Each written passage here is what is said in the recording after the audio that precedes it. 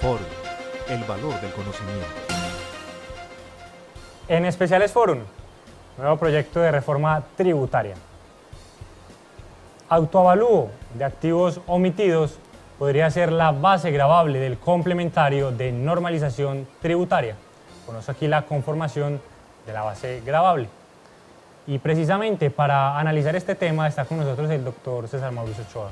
Importantísimo tema, doctor Daniel. Gracias por invitarnos a debatir sobre el mismo. Iniciemos precisamente con la primera pregunta, que sería la siguiente.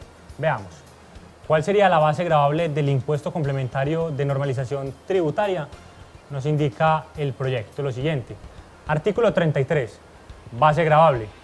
La base gravable del impuesto complementario de normalización tributaria será el valor patrimonial de los activos omitidos determinado conforme a las reglas del título segundo del libro primero del Estatuto Tributario o el autoavalúo que establezca el contribuyente, el cual deberá corresponder como mínimo al valor patrimonial de los activos omitidos determinado conforme a las reglas del título segundo del libro primero del Estatuto Tributario. Doctor Daniel, aquí tenemos entonces cómo se valoran los activos omitidos, básicamente con las mismas reglas del valor patrimonial establecidas en el libro de renta y complementarios. Pero aparece esta figura del autoavalúo.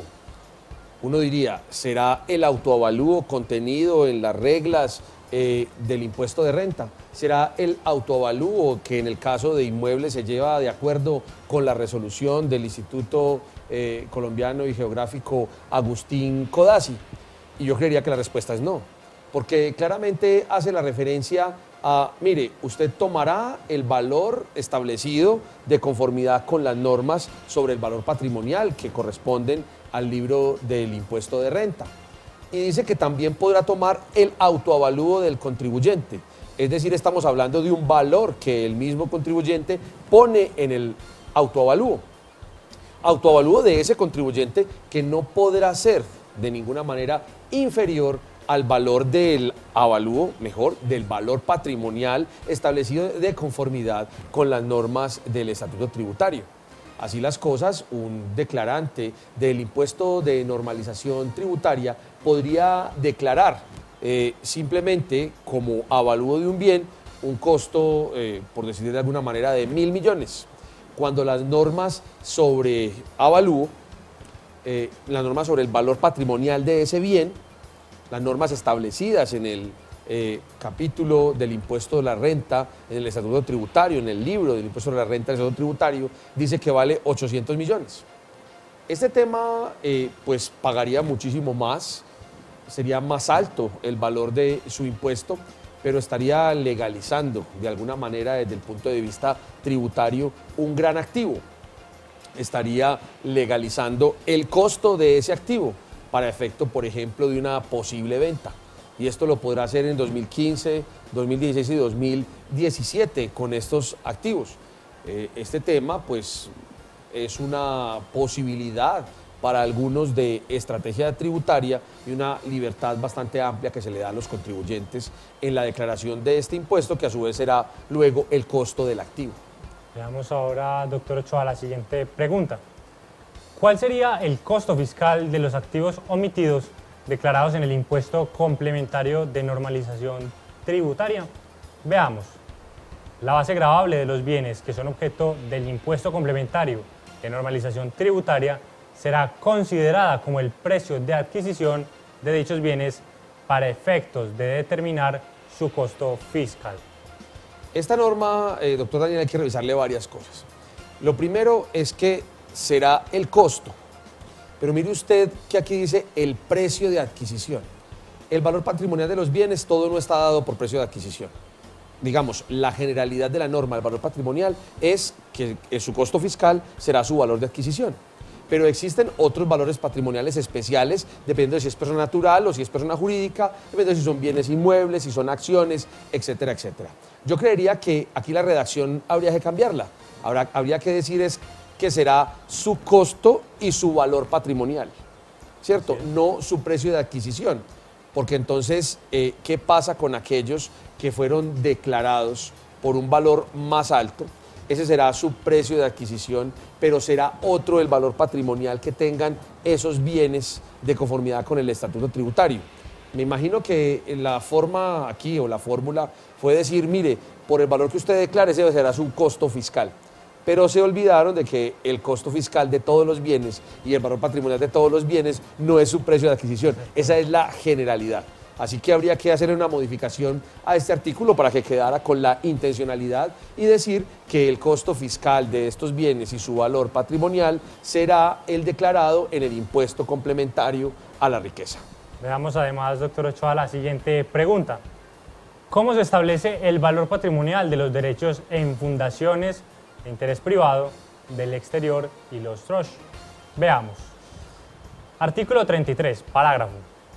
Para efectos de este artículo, los derechos en fundaciones de interés privado del exterior, trust o cualquier otro negocio fiduciario del exterior se asimilan a derechos fiduciarios poseídos en Colombia. En consecuencia, su valor patrimonial se determinará con base en el artículo 271-1 del Estatuto Tributario. Qué importante parágrafo para establecer el valor, porque nos evita todas las discusiones con la administración tributaria.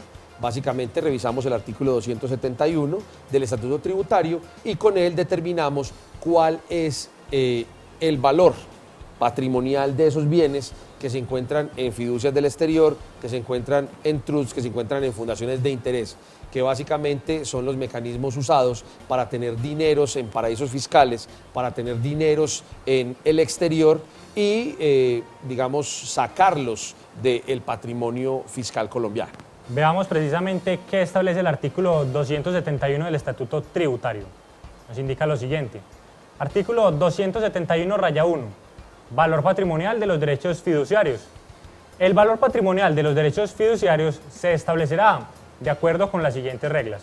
Primero, los derechos sobre el patrimonio deben ser declarados por el contribuyente que tenga la explotación económica de los respectivos bienes, en armonía con lo dispuesto en el artículo 263 de este estatuto.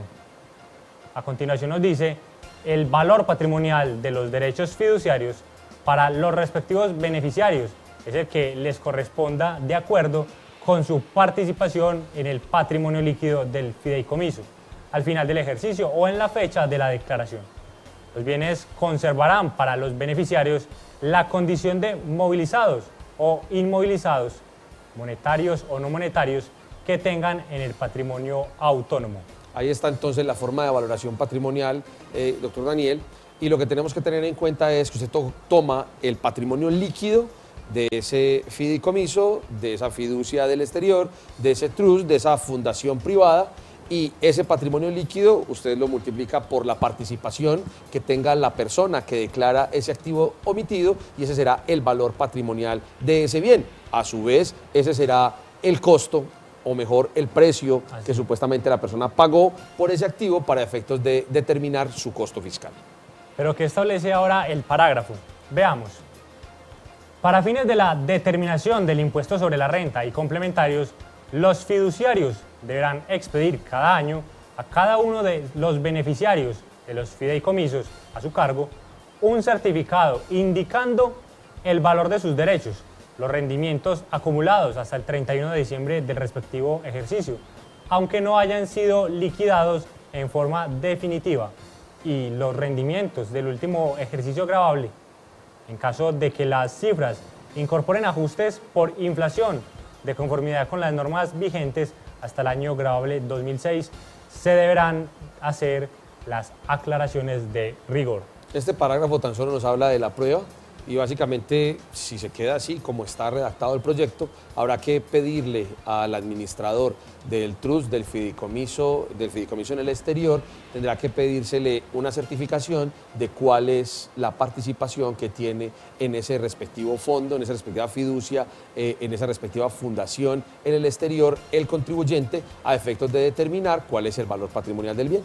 Al doctor Ochoa le agradecemos por sus importantes apreciaciones. Finalmente, recuerde que si usted quiere ampliar toda la información acerca de la reforma tributaria, podrá consultar en nuestra biblioteca en www.forum.com.co. Forum, el valor del conocimiento.